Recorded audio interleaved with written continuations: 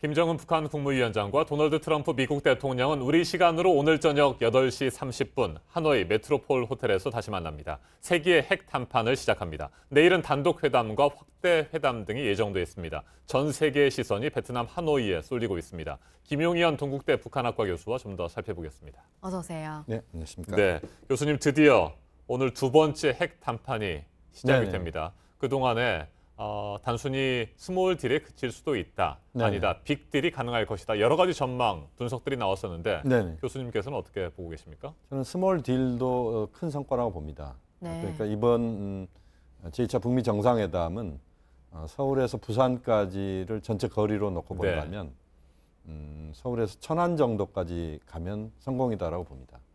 그러니까 비핵화와 관련돼서는 영변 핵시설과 관련된 여러 가지 사찰 문제랄지 또 영변 핵시설과 관련된 전반적인 그 의견 접근이 이루어진다면, 그리고 또 하나는 이제 우리가 흔히 로드맵이라는 표현을 씁니다만 북한과 미국 사이에 앞으로 비핵화 시간표를 느슨하게라도 그 잡아낸다면, 그리고 비핵화와 관련된 방식과 관련돼서 북한과 미국이 서로 북한이 행동하고 그다음 미국이 상응 조치하고 그런 일련의 연쇄고리를 만들어내는 그런 구조만 이번에 그 서로 확인을 해낸다면 저는 성공이라고 봅니다. 그러니까 네. 첫 술에 배부를 수는 없다고 보고 앞으로 제3차, 4차 북미 정상회담까지 고려하면서 접근하는 것이 필요하다고 봅니다. 네, 스몰 딜이라고 해도 성공적일 수 있다 이런 말씀을 해주셨습니다만 그렇습니다. 미국도 그렇고요. 네네. 국내에서도 네네. 뭐 스몰 딜이라고 한다면 야 이건 무슨 필요가 있느냐. 네네. 지난 1차 북미 정상회담도 추상적이어서 네네. 여러 가지 문제점들이 많았는데 네네. 이번에도 스몰 딜에 그쳤다라고 비판할 수 있지 않겠습니까? 그렇지 않으려면 네네. 뭐 여러 가지 말씀을 해주셨습니다만 이것만큼은 꼭 포함돼야 네네. 스몰 딜이어도 성공적이라는 평가를 받을 수 있다. 그건 뭘까요? 두 가지입니다. 하나는 영변 핵시설과 관련돼서 북한이 지금 진행하고 있는 플루토늄 생산을 중단시키고 거기에 대한 IAEA 국제원자력기구 사찰단이 복귀해서 현재 핵활동을 중지시키는 그 정도면 상당한 성과라고 봐야 될 것 같고요. 네. 또 하나는 앞으로 비핵화를 하는 데 있어서 북한과 미국이 어느 정도 시간까지 비핵화를 완료하겠다. 또 어떤 단계까지는 트럼프 대통령 임기 1기 내에 비핵화의 진전을 이뤄내겠다. 그러니까 다시 돌아가기 어려운 북한의 행동을 비핵화해서 끌어낸다면, 그런 시간을 이번에 서로 확인을 해낸다면 저는 그 자체가 스몰 딜일지라도 성공적인 것이다. 왜냐하면 이번 비핵화 프로세스가 이번 한 번으로 다 끝나는 게 아니고 네. 지난번 6.12 싱가포르가 큰 틀에서의 통큰 결단이었다면 이제는 실질적인 행동의 첫 출발이 이번에 이루어진다고 봐야 됩니다. 그렇기 때문에 제가 볼 때는 너무 과대한 기대보다는 하나하나 성과를 갖고 그 다음 단계로 갈 수 있는 그런 조건을 만들어내는 것이 매우 중요하다고 봅니다. 네.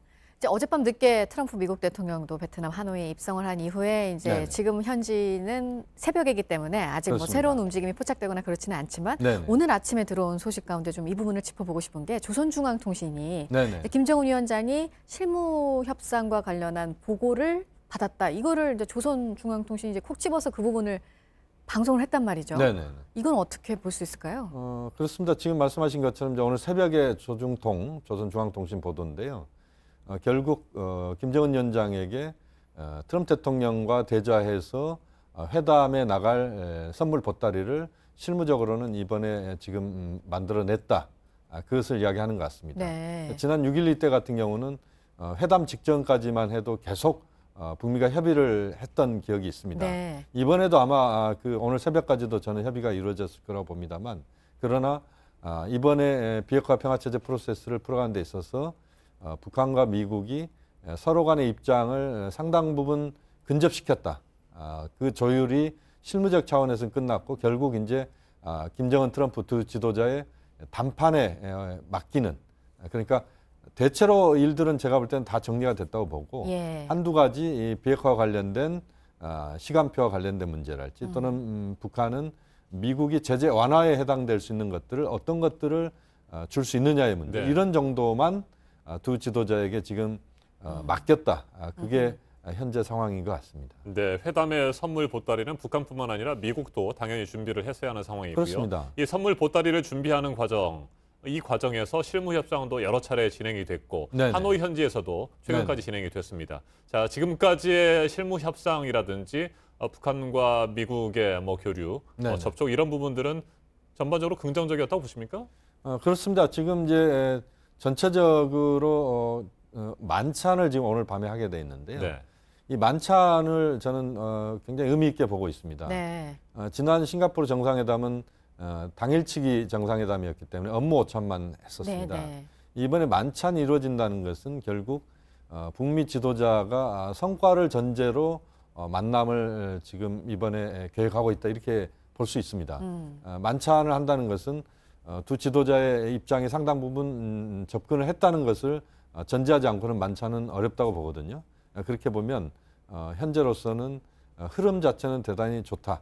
오히려 이제 오늘 저녁부터 북미 지도자 간의 허심탄회한 대화, 그 속에서 상호 간에 저는 이제 김정은 위원장도 시간에 좀 쫓기고 있고 트럼프 대통령도 마찬가지라고 봅니다. 네. 내년도 선거도 있고 네. 트럼프 대통령 올해 또 노벨 평화상 받고 싶은 의지가 매우 강합니다. 그렇게 보면 이번에 성과가 나오고 그다음에 3차 정상회담 또는 4차 정상회담까지 가는 그 흐름들을 올해 만들기 위해서 오늘 내일의 성과가 어느 정도 좀 기반이 만들어져야 네. 그 다음 단계로 갈 수 있기 때문에 저는 성과가 나올 거라고 봅니다. 네.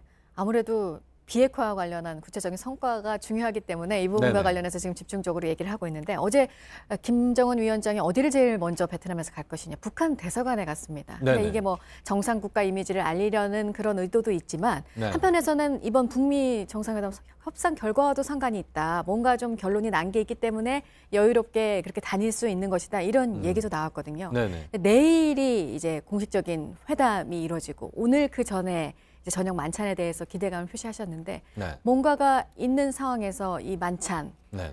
어떤 자리가 될까요? 뭐 지금은 어떤 결과가 나올지에 대해서는 뭐 정확하게 예측하기는 어렵습니다만 전체적으로 현재까지 진행 과정을 보면 북미가 하노이 정상회담을 만들어가는 데 있어서 좀 순항하고 있다 이렇게 볼 수 있습니다. 지난번 6.12 때 보면 트럼프 대통령이 안 하겠다는 이야기를 한번 해버렸었습니다. 네. 정상회담 안 하겠다고 하고 또 김정은 위원장의 편지가 또 전달되고 이러면서 극적으로 다시 진행되는 이런 상황이었는데요. 지금의 흐름은 트럼프, 김정은 두 지도자가 저는 호랑이 등에 지금 올라탔다고 봅니다. 김정은 위원장 확실하게 탔고 트럼프 대통령도 타고 있다라고 보면 두 지도자가 성과를 이번에 거두지 않으면 상당히 정치적으로 어려운 상황에 빠질 수 있다. 특히 트럼프 대통령이 그렇게 갈 가능성이 높은데요. 네. 그렇게 보면 지금의 어떤 흐름들을 이번 만찬에서부터 성과를 거두고 그러니까 내일까지 보면 이제 한 5번 이상의 만남이 있을 것이다라고 최소 5번. 그렇습니다. 네. 이야기가 나오고 있는데 저는 이제 두 번째 만남이기도 하고 또 상당 부분 오랫동안 북미가 이번 하노이 정상회담에 포커스를 맞추면서 준비를 해온 부분들이 있기 때문에 저는 이제 지금 당장은 우리가 그 눈에 띄는 예상을 하기는 쉽지는 않지만 그러나 꽤 성과 있는 그런 흐름들을 만들어낼 것이다. 종전선언도 그렇고 네. 또 북미 관계의 그 상호 연락사무소 문제도 이번에 저는 타결될 가능성이 매우 높다고 봅니다. 네, 호랑이 등에 올라탔다 이런 말씀을 해주셨는데 두 네. 정상이 지금 올라타 있는 호랑이 등에서 절대 뛰어내릴 수 없는 상황이고 네. 앞으로 계속해서 달려나갈 수밖에 없는 그런 네. 상황은 분명해 보입니다. 네, 오늘 만찬이 진행이 될 텐데 네. 북미 양측에서 통역을 포함해서 3명씩 그리고 네네. 통역을 빼면 2명의 주요 인사들이 참여를 하게 될 것으로 보입니다. 네네. 미국에서는 마이크 폼페이오 국무장관 그리고 믹 멀베이니 백악관 비서실장 대행이 참석하는 것으로 공식 확인이 된 모양이고요. 네네. 북한 측에서 이제 누가 참여할 것이냐 이 부분인데 네, 김영철 부위원장은 분명히 참석할 것으로 보이고 그렇습니다. 나머지 한 자리가 이수용 부위원장이냐 네. 아니면 김여정 노동당 제1부부장이냐 이 부분이 선택의 갈림길에 있는 것 같습니다. 어떻게 결정을 할까요? 지난번에 그 싱가포르 같은 경우 보면 이제 김여정 부부장의 역할이 그때도 역시 도드라졌고요. 네. 어제도 보면 이제 그 하노이에 들어오기 전에 그 열차에서 그 승용차로 갈아탈 때 보면 네. 이제 김여정 부부장이 바삐 움직이는 모습을 우리가 화면으로 봤을 겁니다. 김여정 부부장이 옆에서 보좌하면서 만찬에서 김정은 위원장의 발언들을 그 옆에서 조언하거나 또는 전반적인 분위기를 조절하는 데 있어서 김여정 부부장의 역할이 저는 있을 거라고 봅니다. 그렇게 보면 김영철, 김여정 두 사람이 함께 참석하는 그런 만찬일 가능성이 높다라고 저는 전망이 됩니다. 네. 그럼 여기까지 듣도록 하겠습니다. 김용현 동국대학교 북한어과 교수였습니다. 잘 들었습니다.